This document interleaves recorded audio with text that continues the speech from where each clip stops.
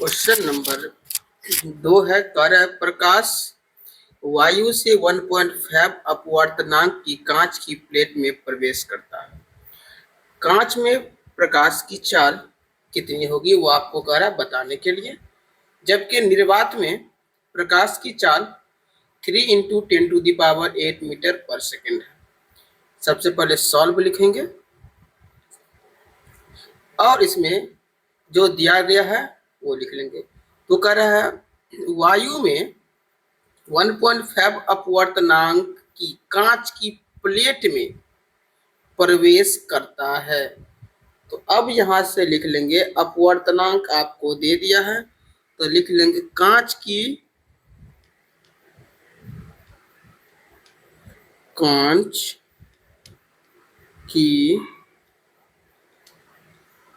Plate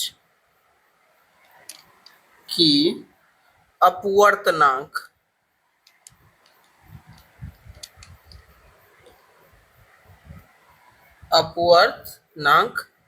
n कर लीजिए, as is equal to 1.5।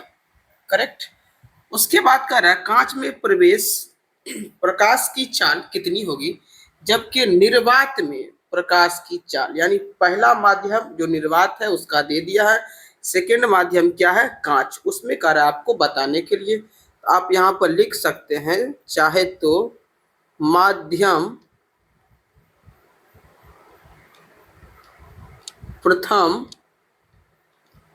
में प्रकाश की चाल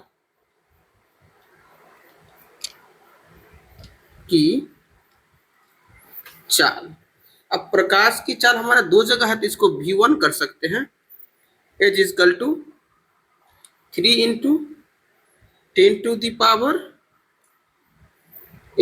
मीटर पर सेकेंड हो गया हमारा। दूसरी माध्यम में प्रकाश की चाल आपको करा बताने के लिए, तो यहाँ पर लिख लेंगे कांच में प्रकाश की चाल जो आपको निकालना है। तो अपवर्तनांक का फॉर्मूला आप सारे बच्चे जानते होंगे, क्या होता है अपवर्तनांक एज इजकल टू प्रथम माध्यम में प्रकाश की चाल बाय द्वितीय माध्यम में, यानी दूसरे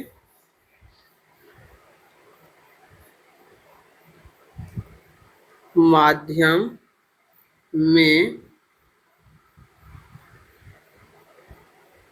प्रकाश की चाल। करेक्ट। इसको ऊपर कर लीजिए। अपवर्तनांक कितना दिया है 1.5, तो यहाँ पर लिख लेंगे 1.5 इज इक्वल टू प्रथम माध्यम में प्रकाश की चाल, यहाँ पर देखिए 3 × 10⁸ मीटर पर सेकेंड, तो यहाँ पर लिखेंगे 3 × 10⁸ मीटर पर सेकेंड। दूसरे माध्यम को v2 कर लेते हैं, करेक्ट, जिसका वैल्यू हमको निकालना होगा। अब देखिए ये क्रॉस इससे गुना हो जाएगा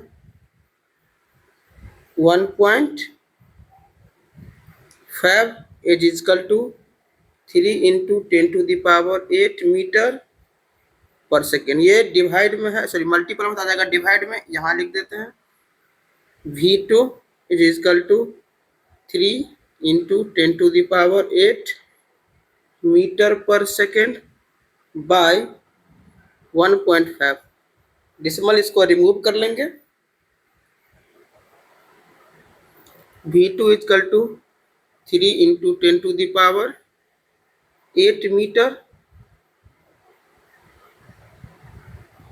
पर सेकेंड। ये डिसिमल हटाएंगे तो 10 देंगे बाय 15। इसको काट लीजिए, 5 तिया 15, 5 दूना 10। Correct. v2 is equal to 5 2 10, ये 2 बच गया था, 2 × 10⁻, यहाँ से 8 मीटर पर सेकेंड, ये आपका आंसर हो गया।